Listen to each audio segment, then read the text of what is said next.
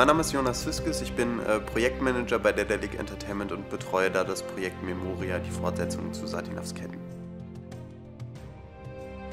Ich bin Kevin Menz und ich bin leitender Game Designer und Autor von Memoria. Mein Name ist Tim Haneberg und ich habe im Game Design Prozess mitgewirkt. Ich heiße Caroline Simon, ich bin 27 und ich habe die Grafik geleitet, und zwar alles, was so 3D betraf. Mein Name ist Manuel Vormwald und ich habe den 2D-Part geleitet. Mein Name ist Sascha Dreger und ich spiele hier den Geron oder spreche ihn. Ich heiße Yoshi und ich habe Fahir gesprochen, einen Reisenden. Also, bist du bereit? Ich bin bereit.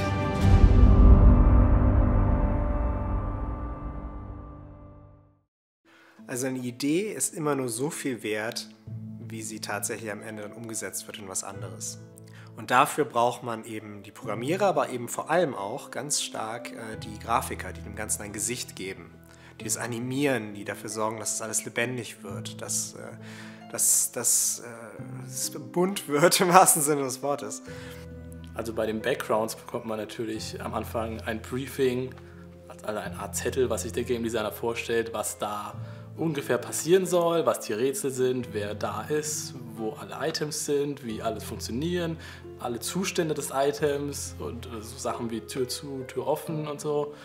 Und dann muss man sich hinsetzen und daraus versuchen, ein möglichst schönes Artwork zu machen, was schon praktisch als Ölgemälde funktionieren sollte. Das ist natürlich immer schwer, da die ganzen funktionalen Sachen mit einzubauen. Alles, was er sich vorstellt, der Game Designer. Und da muss man immer so ein bisschen Spagat finden. Wir haben auch wirklich sehr schöne Screens drin, die praktisch nur die Aussicht genießen lassen, wie ein Ölgemälde. Also für Sadia jetzt habe ich zum Beispiel ein Concept Art bekommen von Simone, das ist unsere Lead Art Directorin hier bei Daedalic. Sie hat sie eben gemalt und ich habe mir das dann immer so nebendran gelegt erstmal und auf dem anderen Bildschirm eben in ZBrush das Ganze gemodelt. Das erstmal ganz grob dann und dann wird das immer detaillierter. Und mich natürlich probiert, so gut wie möglich an dem Konzept zu orientieren, was manchmal auch ein bisschen schwierig ist, weil man das Konzept eben nur aus einer Perspektive hat. Also in dem Fall hatte ich es nur aus einer Perspektive. Und man eben das Konzept nicht drehen kann und gucken kann, okay, wie sieht sie denn von schräg rechts aus? So. Sondern das muss man dann eben als 3D-Artist dann noch so ein bisschen selber sich zurechtfinden. Wenn das Ganze dann einmal gemodelt ist, dann muss ich das noch texturieren. Das Gute in ZBrush kann man 2D-Texturen eben über das Model legen und dann sozusagen erstmal abpausen. Das geht dann eben auch nur aus der Perspektive erstmal, aus der schon das Concept Art war. Die anderen Perspektiven musste ich dann noch dazu painten, sozusagen ergänzen. Bevor Sadia dann eben richtig spielfertig ist und auch laufen kann oder eben komplett animierbar ist, ist es natürlich noch viel Arbeit bis dahin. Das Model an sich dauert vielleicht erstmal nur 2-3 Tage. Dann muss man das Ganze aber auch noch in Low Poly erstellen. Also zum Animieren nutzt einem dieses High Poly Modell aus, weiß ich nicht, 10 Millionen Polygonen eben gar nichts. Da muss man das alles nochmal nachbauen, da muss man UV-Maps erstellen, die Texturen baken. Alles ziemlich viele Fremdworte jetzt, aber es ist wirklich auch relativ kompliziert dann. Und ja, und dann muss man das Ganze noch riggen und dann kann man es irgendwann mal animieren. Der ganze Prozess dauert dann vielleicht so 2 bis 3 Wochen. Riggen bedeutet eigentlich der 3D-Figur, dem Mesh sozusagen ein Skelett zu geben. Das kann man sich wirklich vorstellen wie das menschliche Skelett auch. Da gibt es Bones und die weist man dann eben dem Mesh zu. Das heißt halt eben die Punkte vom Mesh hier, die gehören eben zu diesem Bone und dann weiß das Rig, also wenn ich den Bone bewege, dass er an dieser Stelle das Mesh deformen muss und so kann man die dann animieren, die Figuren. Ja, die Cutscenes für DSA 2 sind ein bisschen anders als die für DSA 1. Bei DSA 1 waren das ja noch diese holzschnittartigen Reise-Cutscenes. Diesmal benutzen wir aber Ingame-Screens dafür, weil es einfach diesmal thematisch auch besser passt. Also diese Reise-Cutscenes waren eben wirklich dafür praktisch im ersten Teil, weil man eben gucken musste und erklären musste, ja, wie kommen Nuri und Geron eben vom ersten zum zweiten Teil des Spiels. Das haben wir jetzt so nicht.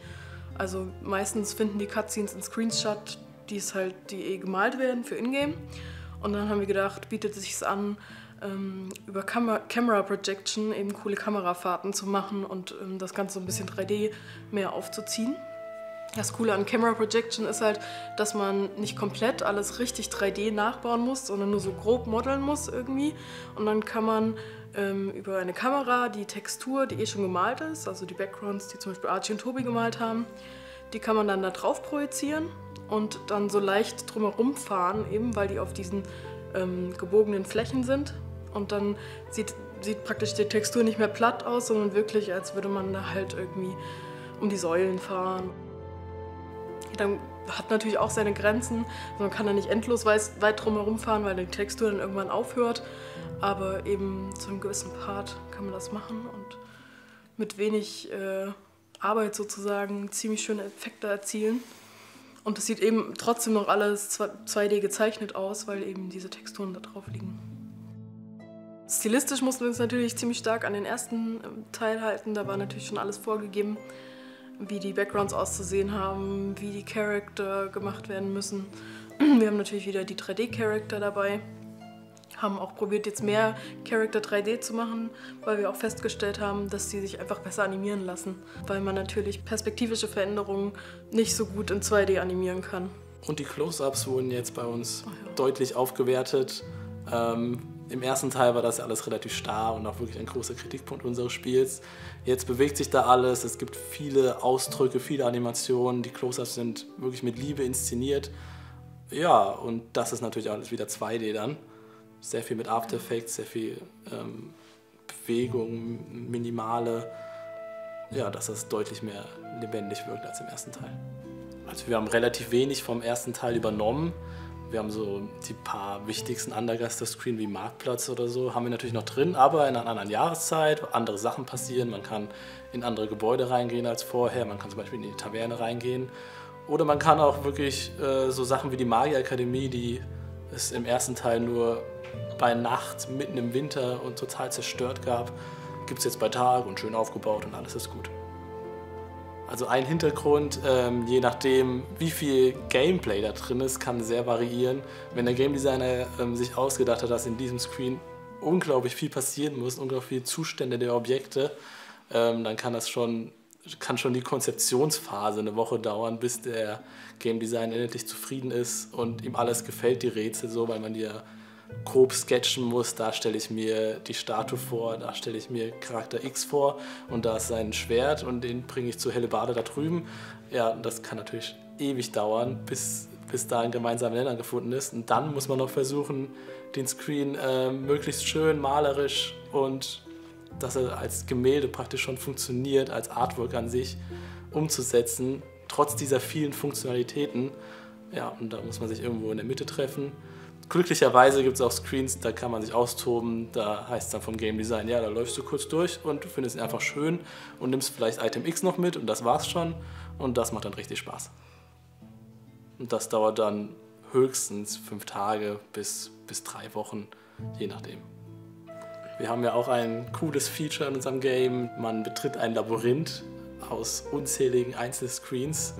Da mussten wir uns jetzt ein Konzept überlegen, wie macht man das? Man kann nicht 70 Räume zeichnen, weil jeder Hintergrund kann eine Woche dauern. Ja, die habe ich alle so erstellt, dass ich mir ganz viele Ebenen vorhergebaut habe, wie so ein Baukasten von ganz vielen Bäumen vorne, ganz vielen Bäumen im Hintergrund, ganz viel Hügel und Bergen im Hintergrund, ganz viele Pflanzenarten und so und die dann immer versucht habe, kompositorisch neu und schön zusammenzustellen. Und ja, irgendwann kamen dann ungefähr 70 Screens raus, der Nebelgrad wird immer mehr, man sieht fast nichts mehr am Schluss. Jede Landschaft sieht fast genau gleich aus, aber sie sieht nicht gleich aus. Und so soll es auch sein. Also man verirrt sich ja nicht, weil man sich irgendwie auskennt, sondern eben halt, weil man sich nicht auskennt und alles irgendwie gleich aussieht. Und es gibt auch viele Easter Eggs im Labyrinth. Also es lohnt sich auch, sich zu verlaufen. Ja. Wenn ich der falschen Spur folge, finde ich vielleicht nie wieder zurück. Wir haben natürlich auch viele Charakter, die bei uns im Spiel zu sehen sind, von Personen übernommen, die halt hier auch arbeiten. Das machen wir immer ganz gerne bei unseren Spielen. Einerseits, weil es auch einfach, wird meist realistischer, wenn man eben nach Vorlagen arbeitet. Und wieso sollte man dann nicht einfach jemanden nehmen, den es halt auch gibt? Die freuen sich ja dann auch, wenn sie im Spiel erscheinen. Also die DSA-Fans können sich auf einiges freuen. Wir haben ja wirklich Locations dabei, die so noch nie illustriert oder gezeigt wurden. Es gibt eine kleine Zeichnung von Draconia, so ein kleines Mönchsdorf, das aber an den Beschreibungen, die wir hatten, völlig vorbeigeht. Und ja, jetzt gibt es ein episches Draconia. Die fliegende Festung wurde noch nie gezeigt. Das sieht alles super aus und wir haben uns auch wirklich sehr an den Regelwerken gehalten. Immer so ein Stapel Bücher, was wir machen dürfen, was wir nicht machen dürfen, was DSA-Fans wahrscheinlich erwarten. Ja. Ich werde einen Weg hinausfinden. Und wenn du mir dabei hilfst, werde ich dich mitnehmen.